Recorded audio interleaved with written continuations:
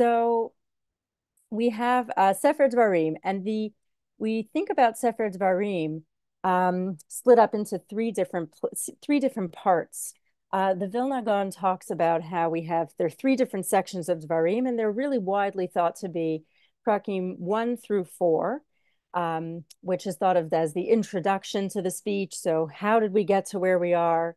Part number 2 is thought of as the new mitzvot and some known mitzvot. So just a smattering of some new mitzvot that we've never heard of, Egla Arufa, the Ben Sorero Mareh, the wayward son, with some old mitzvot that we're already very, very much aware of.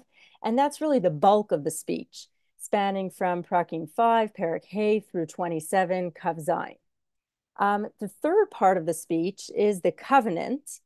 So this new reestablishment, I called it the covenant revisited, and we'll focus on that a little bit today, where Bnei Yisrael are told that when they go into Eretz Yisrael, when they go into Eretz Canaan, they will go on to Har Eval, and they'll seemingly reestablish this covenant that they made with Hashem. And I'll expand on that in just a minute. And Parshat Tavo before we get to Parshat Tavo, what's interesting, I think, is that the Vilna Gaon talks about how each section of Sefer Dvarim starts with the same word as one of the three books of the Torah, the previous three books of the Torah, that it's essentially setting out to summarize, or that Moshe is setting out to summarize. So the first word of the first section of the intro section starts with the word Eileh, which is the same word as Sefer Shmot starts off, Ve'elah Shmot. The second section, Perek Hey, starts off with the word Vayikra, which is, of course, the same word as the beginning of the book, Vayikra. And the third section starts off with the word Vayidaber, which is, of course, the same word as starts off the book Bamidbar, Vayidaber Hashem el Moshe Lemor, Bamidbar, in the desert. Which is, it's cute, and it's a nice way of really reiterating that this is essentially a summary somehow of the previous three books. Of course, Bereshit is left out because Bereshit is thought of as an introduction maybe to the whole story of how we got to being the Jewish nation. And within that context, Parshat Tavo really falls in between sections 2 and 3, meaning it's a bridge between sections 2 and 3. We have at the beginning of Parshat Tavo the mitzvot of Bikurim and Maaser, followed by writing down the commandment to write down all of the mitzvot. So those still fall into the mitzvot, that mitzvot category, that laws category, which is section 2. And then it moves on to the establishment of the stones, the covenant, and then what will happen to us if we don't follow through with this brit, if we don't follow through with this covenant, which ends the parsha off with what we call the tochacha, or a series of terrible things that will happen to us, the admonitions that generally, when we read it this week, are read very quietly, lest we we attract the evil eye, essentially, upon ourselves. And that's how Parshat Tavo ends. Now, I want to just focus very briefly on this middle section over here, the writing down the mitzvot, and then bridging into the establishment of this new covenant of the stones. And so we'll focus on that middle section, but I wanted to distill what I just said into three major sections, starting with the mitzvah of Bikurim, bringing of the first fruits, moving on to the reestablishment of the covenant, which I'll call Brit number 2, and then, of course, the tochacha, that admonition that wraps up our parsha. And so Brit number 2 is where we'll start, and I just want to give a little bit of background to it. And essentially, the Brit has different components. The covenant that we established in Parshat Tavo has 3 different components. The first is that we are supposed to write Kol Divrei HaTorah Hazot, all the words of this Torah, seemingly maybe even talking about the whole Torah, or many Parshanim say, many commentators say, really just focusing on Sefer Dvarim, that we're supposed to write this covenant down, write this Sefer down. Moshe builds a Mizbeach to Hashem, or he says that Bnei Yisrael will build a Mizbeach to Hashem when they get to Eretz Canaan. v'zavachta shlamim, they'll give a specific type of korban shlamim, and they will establish for themselves these large stones when they make this, when they establish this covenant. And what you'll notice about this covenant that we make in Parshat Tavo is that it very much parallels a covenant that we made many years ago, about 40 years ago, in on Har Sinai in Exodus, in Sefer Shmot, in the after we hear about Parshat Mishpatim, at the end of Parshat Mishpatim, we see that a very similar covenant is established. Again, Vayichtov Moshe kol divrei Hashem, he writes down the words of God. They're also giving alot and zvachim, and they also establish these stones. There are 12 different stones that they're establishing there. And it's during this covenant that we hear the words Naaseh v'nishma, that Bnei Israel see this establishment of the stones. They see the Mizbeach. They see that Moshe is writing down the words of Hashem. And they said everything Hashem said, famously, Naaseh v'nishma, we will do and we will listen. And so it seems here that the covenant that Moshe is saying that Bnei Israel should make when they cross the Yarden into Eretz Canaan, they should reestablish this very same covenant on Har Eival. And that's the middle section of our Parsha.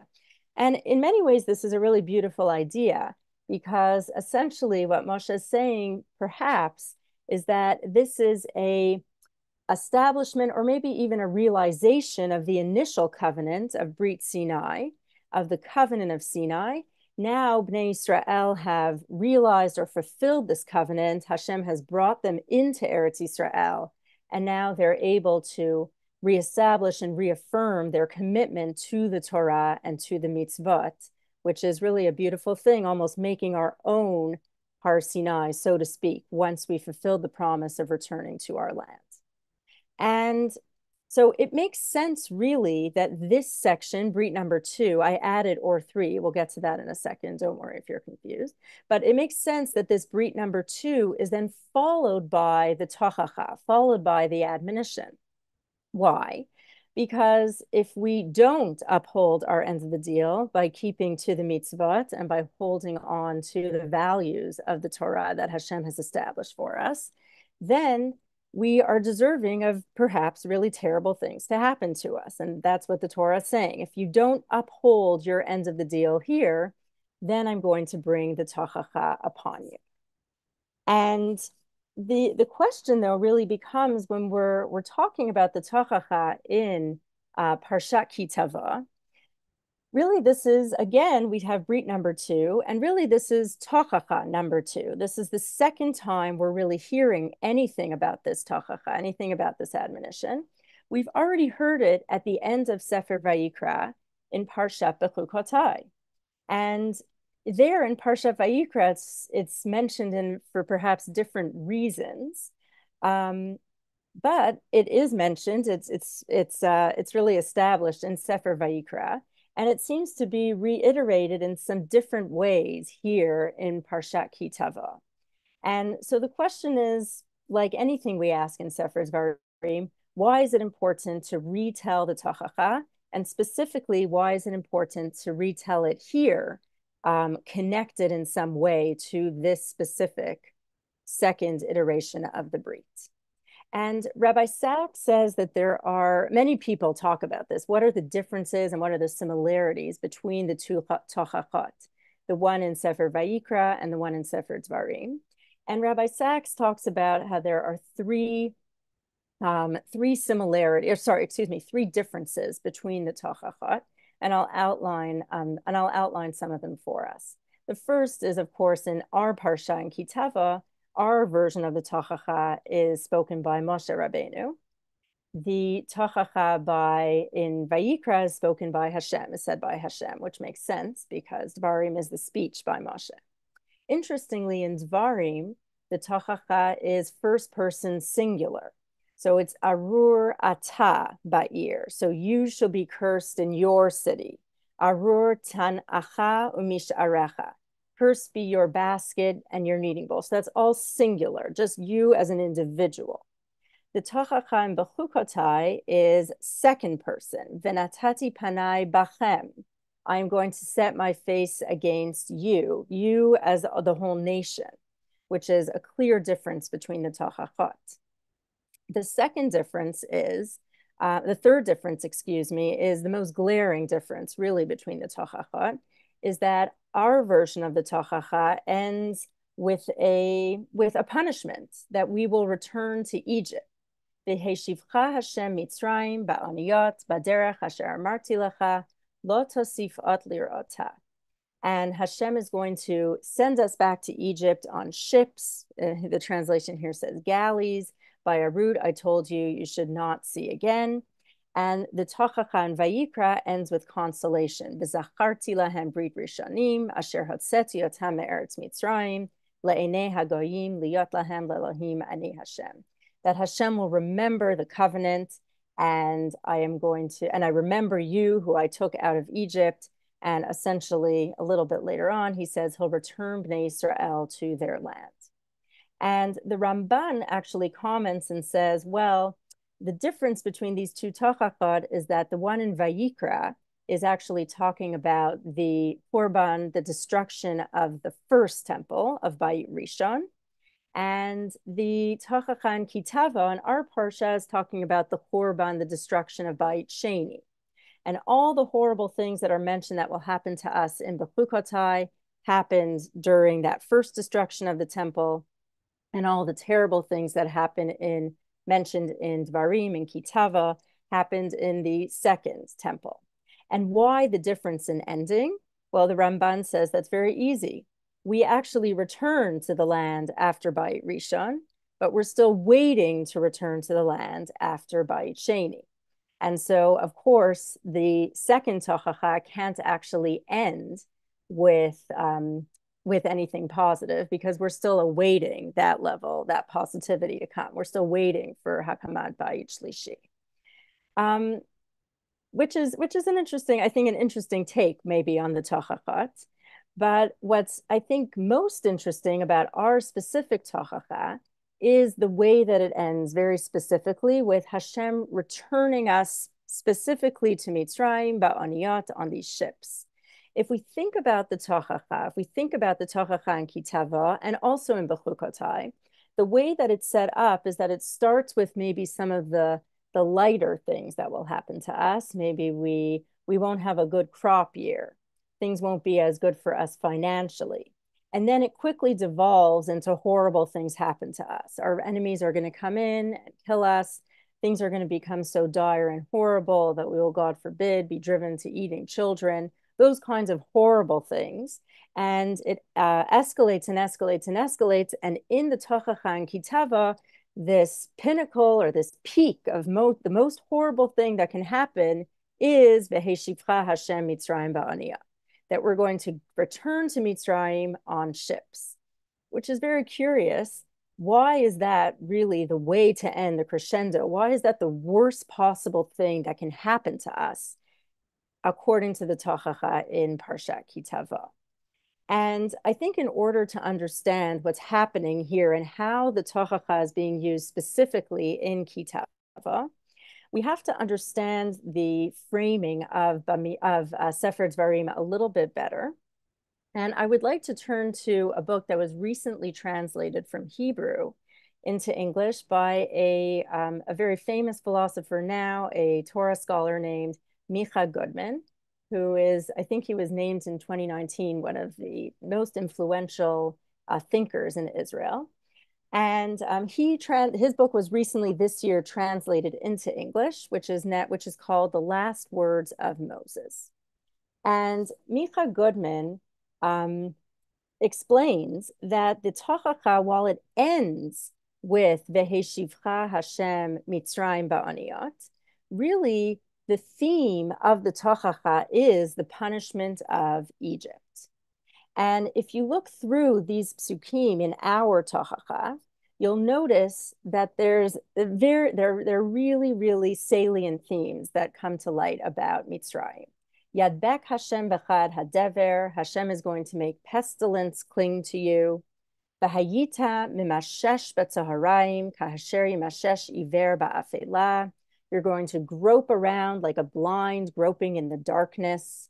Yachacha Hashem bashchin. Hashem is going to afflict you with severe inflammation, right, with these boils. And zera rav tzotzia sadeh ma'at te'asof tiyichaslenu ha'arbe. So you can take as much seed as you want to the field, but you're not going to yield any crops because the arbe, the locusts, are going to consume it. And of course, these psukim outline some of the makot that Hashem afflicted upon the Egyptians. And what Micha Goodman essentially says is that the entire Sefer Dvarim, and with it the Tochacha, is not just that we're repeating the other books of the Torah, Shmot, Vayikra, and Bamidbar, but we have to look at a little bit deeper about what the theme really of Sefer Dvarim is in order to understand this almost obsession or the theme of Mitzrayim in the context of our Tochacha here.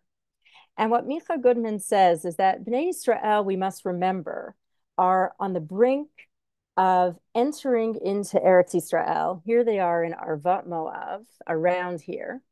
And they're on the brink of entering Eretz Yisrael. And they're about to experience like a seismic shift in their reality.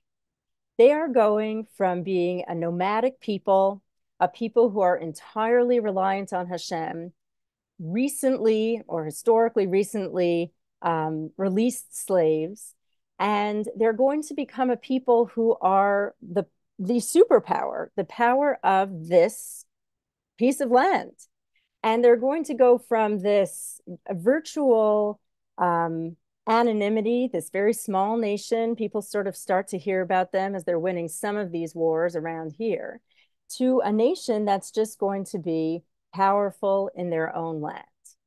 And says Micha Goodman, and before we get there, and so Micha Goodman is really outlining for us where Bnei Yisrael are in the times of Dvarim. And it always, when he talks about this, it always reminds me of this video that I like to watch with my kids, where for those of you who are fans of the Olympics, maybe you'll be familiar with this. But there's this amazing 2012 video. I love Olympic swimming. That's like something, I just really love it. And there's this amazing 2012 video in the London Olympics.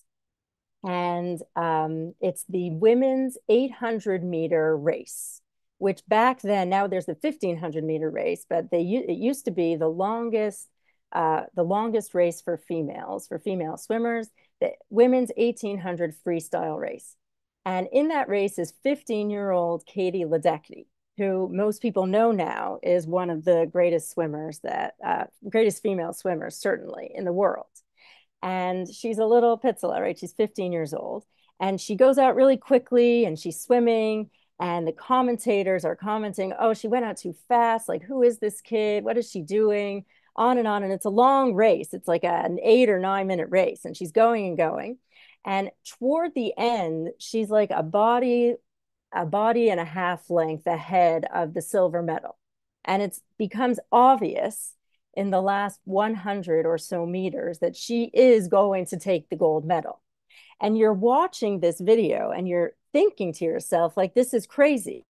In just 1 or 2 minutes, this girl is going to become the gold medalist of the most difficult race in all of swimming in the whole world.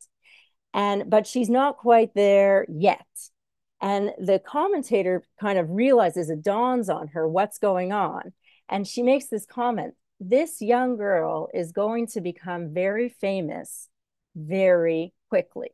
And you're like watching this and you're watching her get to the wall, approach the wall, and she touches the wall and she becomes Katie Ledecky. And it's like it's exciting, but it's also a little bit frightening because suddenly she has she's like taken up this enormous mantle, and she has in some ways an enormous amount of power that's suddenly been thrust upon her in the world of swimming.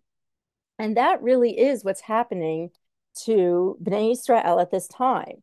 Very suddenly, they are taking control of this piece of land. And in this very sudden way, they have to grapple with being in power, the ruling power of this piece of land in a way that they never have had to before as a nation.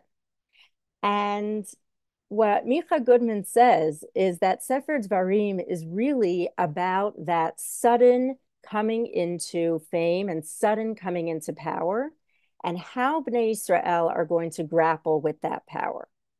And so, what Micha Goodman says here about the Tochacha, if we come back to our Kitava, is that essentially what Sefer Dvarim is saying is that if Bnei Israel come into the land and they do not keep this brit, they do not uphold the values of the Torah, then they are deserving of the Tochacha. But why specifically deserving of the terrible things that happened to the Mitzrim? Because he says, and I included the quote, power can turn those who fled Egypt into Egyptians themselves. Meaning, if they don't safeguard their power in some way by perhaps certainly upholding this brief, this middle portion of Parshat Kitava, of holding close to the values of the Torah as outlined by Hashem and Moshe, then they are at risk of becoming the very slave masters who have just recently freed them, who didn't know how to morally and ethically deal and cope with the amount of power that they had. And so what the Tochacha seems to be saying in some ways is that Bnei Israel, if you can't uphold your side of this bargain, you have essentially become the Egyptians and you are worthy of their punishments, which is, it's a little dark, I know. But I do think there's something there. And I'm not going to obviously end on a down note.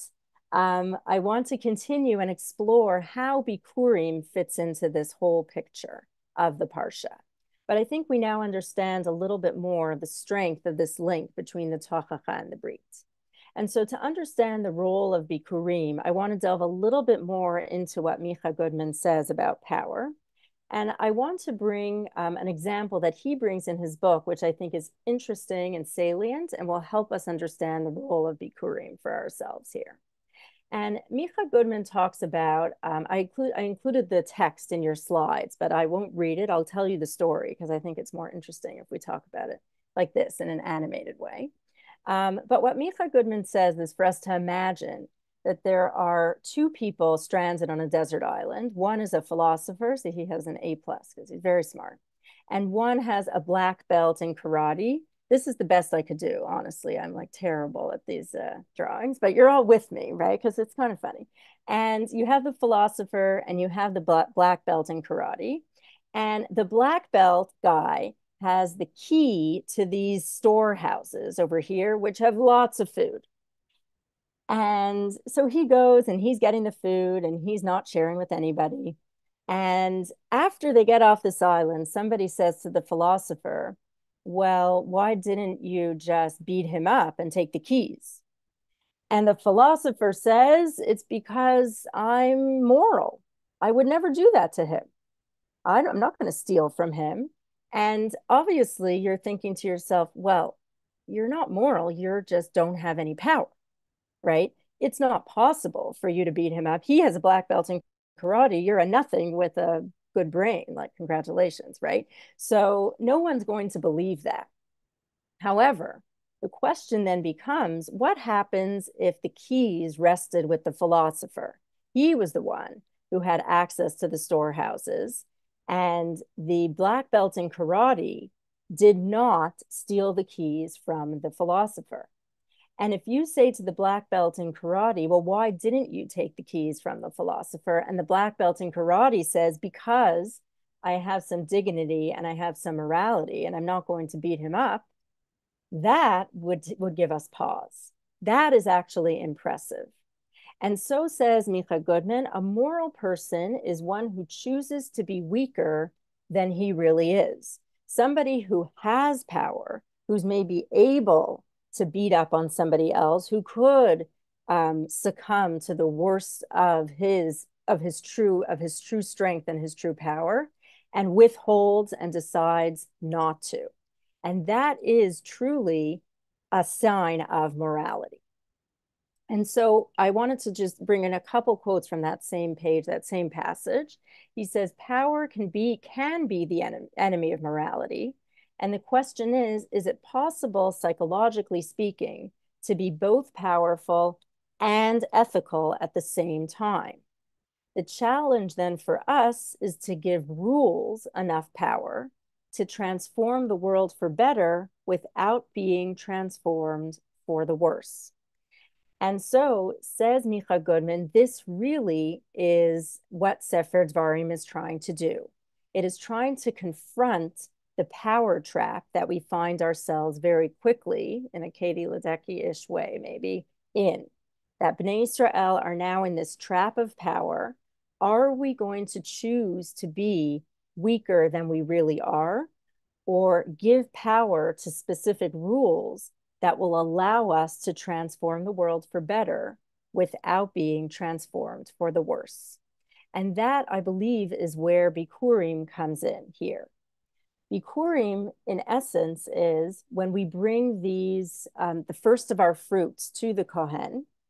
And I won't read all the psukim, but you have them here for yourselves. And this is in Devarim 26, the beginning of our parsha. And this is an individual, and he's coming and he brings the first of his fruits that he worked so hard to get in Eretz Yisrael. And he puts them in a basket, and he goes to the place that Hashem will choose, to the Beit HaMikdash. And he comes to the priest, to the Kohen, and va'amarta elav, and he says to him, Higadati hayom laHashem Elokecha, I'm telling Hashem, Ki bati al haaretz asher nishba Hashem lavotenu latet lanu. I came to the land that Hashem promised he would give to us. And the Kohen takes this basket, and then this individual, this farmer, breaks out into a story of his history. And it's the history that we know very well, because that is what's expanded upon every year in the Haggadah. And so I'll read it very quickly because some of us are at least familiar with it. Arami oved avi vayered Mitzrayim. My forefather was a wanderer, and he went down to Mitzrayim. Vayagar sham bimtei ma'at, vayhisham legoy gadol atzum v'rav. He flourished, he became a large nation. Vayareu atanu hamitzrim vayanunu. The Mitzrim tortured us. Vayitnu aleinu avodah kasha. They put us under this terrible slave labor. V'nitzak el Hashem Elokei avotenu. We cried out to Hashem. Vayishma Hashem et kolenu vayaret onyenu ve'et amalenu ve'elachatzenu. Hashem heard our cries and our pleas and our suffering. Vayatzienu Hashem Mitzrayim biyad chazaka v'zroa netuyah. Hashem took us out of Mitzrayim with a strong hand. Uv'mara gadol ube'otot ube'maftim. These wonderful things that Hashem did for us, these signs and these miracles. Vayavienu ala makom hazeh. Hashem brought us to this place. Vayiten lanu et haaretz hazot eretz zavat chalav udvash. And he gave us this wonderful land flowing with milk and honey. Vata hine heveti et reshit priad ha'adama. And so now I'm bringing the first of my fruits. Asher natata li Hashem v'hinachta lifnei Hashem Elokecha v'ishtachavita lifnei Hashem Elokecha. And so I am bringing the first of my fruits to Hashem. And that's the text that we, and if you do this, you will be happy with all the good things that Hashem bestowed upon you. And I want to draw your attention to a few points here in this text, in this Arami Oved Avi story that the farmer is telling to the Kohen. And what he's focused on really, it's really interesting. The farmer is not at all focusing on any part of Sefer Bereshit. The only thing we see is Arami Oved Avi, that my father was a wanderer, and he goes down to Mitzrayim. Presumably that's Yaakov. And that did happen in Sefer Bereshit. But there's no mention of Avram, Yitzchak, and Yaakov flourishing in the land of Israel, acquiring great wealth in Israel. There's no mention of their establishment in Israel, buying land in Israel. We know all that happened, but that's not the focus at all of this text. The focus really is on our suffering in Egypt, how Hashem took us out of Egypt, Vayavi'enu el hamakom hazeh, that Hashem brought us to this land. And because Hashem brought us, we are now bringing something as a gift to Hashem or a supplication to Hashem to thank him for bringing us into this land. And I think that's really interesting that we are really in this story minimizing the times that we were in power in the land. And instead, what the story is actually highlighting is the times that we were at our lowest in the land and how dependent we were on Hashem to bring us into the land, and that we're reminded of this dependence and we're then giving Hashem the first of our fruit. And indeed, the light word, or the most salient word, or the most important word that's repeated in this passage 7 times, or some call it a milah mancha, a repeated or a heavy and important word, is noten, to give. That really, the idea behind this passage is that this land is a gift from Hashem, and that we are participating in giving to Hashem as a thank you for bringing us into the land and for giving us the land. And this is a phrase that Micha Goodman calls protective memory. That if we understand Bikurim in this way, then we really have the potential of protecting ourselves against the dangers of the power that are possible, or the dangers of the pitfalls of power that are so salient and so possible for us once we get into that position of power in Eretz Yisrael. And so, interestingly, I think the beginning of our parsha and the end of our parsha actually have some nice parallels. The Bikurim story is really a first-person narrative, that it's this one individual telling the story, that Hashem brought me into the land. Arami Oved Avi, my individual father, was a wanderer. Similar to the Tochacha, which is really about that individual piece, that each one of us is supposed to see ourselves as responsible for this potential power trap, which could be countered by the Bikurim and can be devolved into the Tochacha. The Bikurim is really about plenty, that I have so much that I'm able to offer what I have to Hashem. And of course, one of the themes of the Tochacha is that we lack food. We don't have enough food. And that's what happens when we don't uphold the Brit. And of course, both the Bikurim and the Tochacha center very strongly around Egypt. The Bikurim about the redemption of Egypt, and the Tochacha about the return to Egypt. And so I think we can now very much understand the progression of our parsha, with the Brit in the middle serving as that anchor point of that reestablishment of the wonderful things that Hashem has, the reestablishment of the Torah, and and our upholding the values of the Torah, that we will reestablish that Brit Sinai when we get into Eretz Yisrael, and that if things devolve, they could devolve into the Tochacha. We would be deserving of the Tochacha, but that it is possible for us to uphold the Brit if we protect ourselves against the dangers of power through the Bikurim, through a protective narrative that reminds us who we are, where we come from, and when we were at our lowest. And I'll just end with a quote from Micha Goodman. He says, when a person is in control, he should remember his servitude. When she is successful, she should remember her dependence. And that truly is perhaps an idea of protecting ourselves against some of the dangers that we could be our own worst enemies, but we can also be responsible for our greatest success. And that, in a nutshell, is my take this week on Parshat Tavo. Shabbat Shalom, everybody. And I'm happy to stay around for some questions. Thank you. Okay, anybody have any questions, comments? I'll look at the Annie, happy birthday. Okay. You can enjoy the nachas. Those are Rebecca's parents, Annie and Naftali. Okay. Say hello. But it's always nice when parents can come to hear a shir of a child. Is a special treat. So all right, any questions, anybody? Okay. If not, yasher koach, thank you. You left out, of course, the Vidui Maser, how that fits in. Very good. Hashkifa mimon kodshecha min hashamayim. That will be the next year. We'll be doing masa.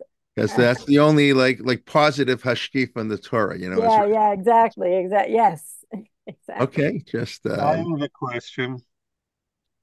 Please. Um, it's one of those which has been asked a lot in different time periods. All right, so you have this tochacha that God will do X if we don't do Y, Mm-hmm. and I went to business school. There's always a risk reward trade off. Mm-hmm. Is the risk of this extra punishment worth, in your opinion, uh, the the reward?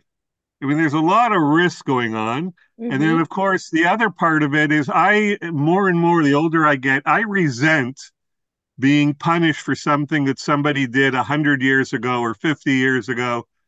At the very least, I want to be judged as an individual, or Mm-hmm. at least my generation and not the sins of previous generations. Ah, Now, yes, there is another side to it that if my parents hadn't left Europe and come to North America, I wouldn't be enjoying this wonderful lifestyle. But there's more to it than just location. mm-hmm. Uh, so I don't know, all these tochachot, is the rewards for it really that much better than anybody else gets? Mm. I mean, I think that's a complicated general life question that we Yes, all but have we to believe grapple that with. God is talking to us saying you do X and Mm-hmm. Y comes out. Is the Y worth the risk of the X?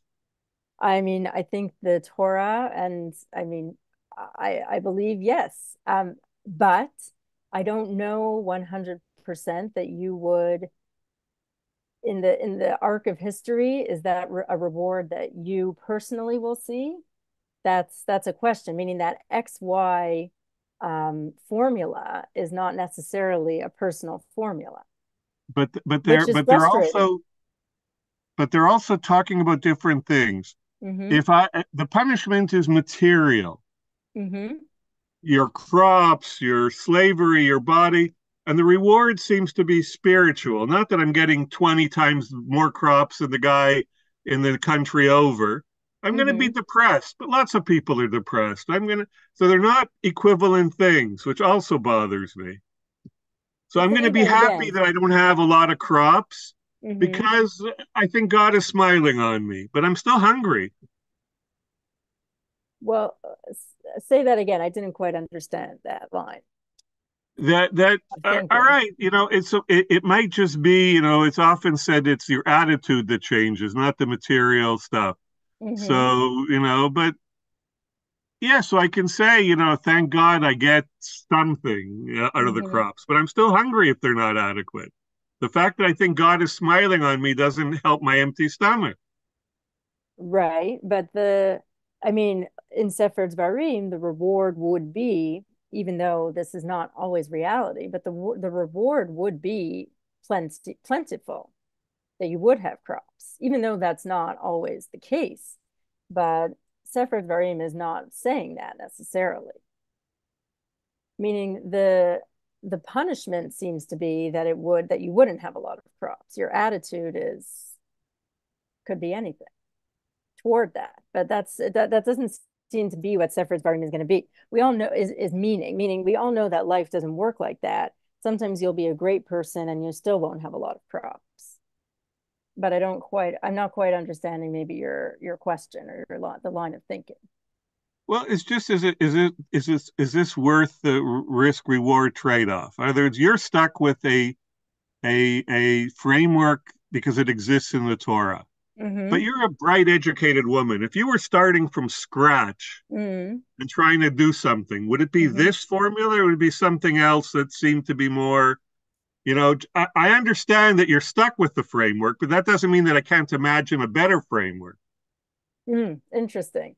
I mean, I would say I'm as educated as I am not as educated as those who um, of the Torah giants, and definitely I wouldn't say um, as expansive as the Torah is in its formula.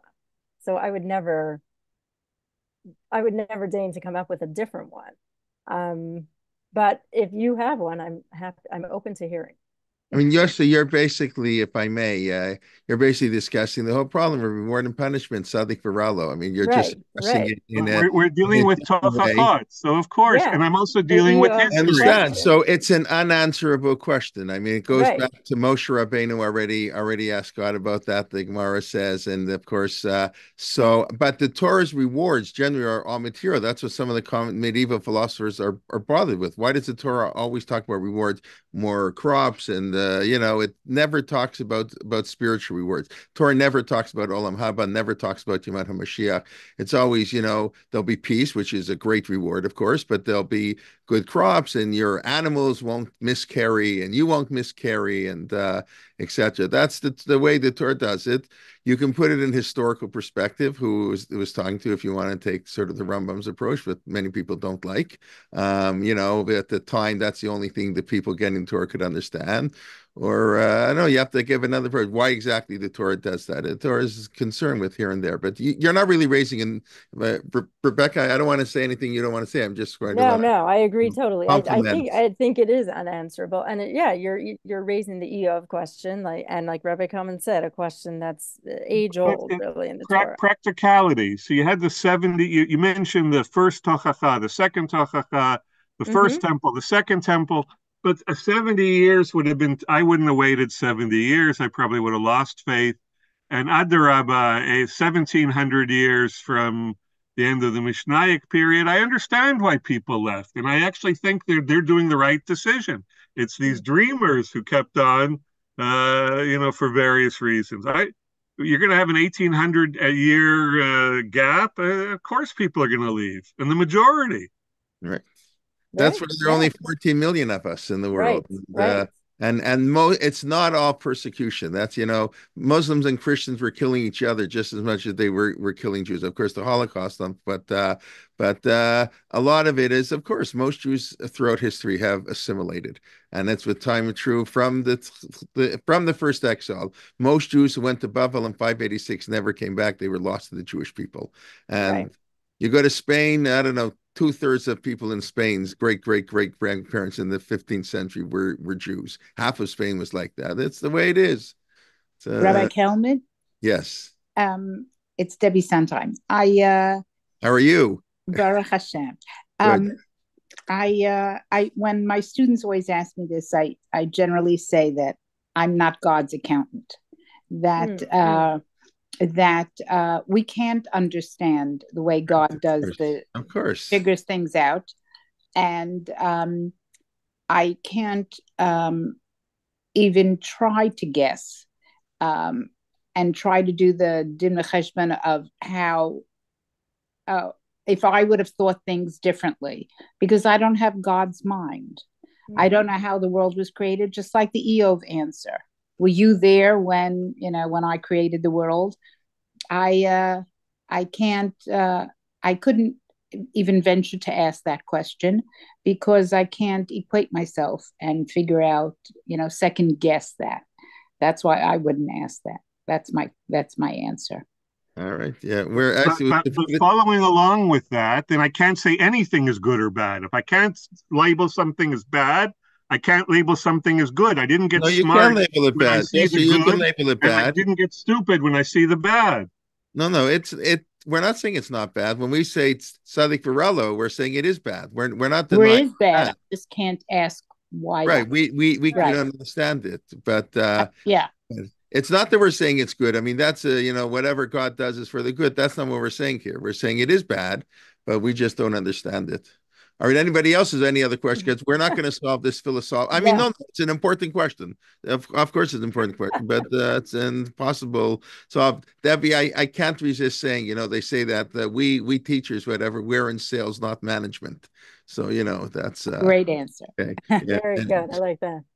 Yeah, okay. Let me answer any questions. Okay. By the way, I'll have to send an email actually tonight. My shear tomorrow is back to 9:15. We had a 2 week hiatus or whatever. We went to 9:45. Tomorrow my shear, which is on the Machzor, not on the Siddur. We switched last week, 2 weeks ago, last week to doing the Machzor. So that'll be 9:15, our regular Friday morning slot. Sunday, of course, I just put the registration for those who haven't registered. It's a different registration. You can't get in the regular registration.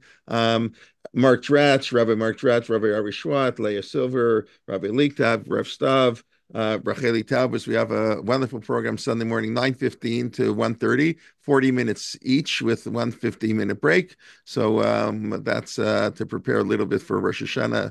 And then we'll have the regular classes during the week next week. And 2 weeks today, first day of Rosh Hashanah already. Okay.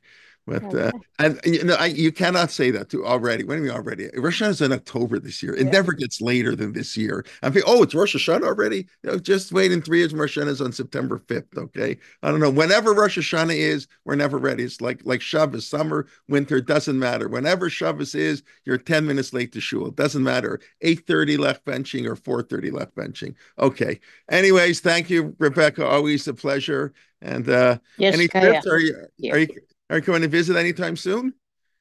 Not for Chagim, unfortunately. Not for Hakeem. I'll Okay. talk to my parents. We'll get That's it. back I'll to talk to your parents too. Okay. Okay. Okay. All right. Lila Tov, everybody. Laila Tov. Shabbat Shalom. Shabbat Okay. Shalom. Shabbat Shalom. Thank you. Shabbat Shalom. לילה טוב. תודה רבה. בבקשה.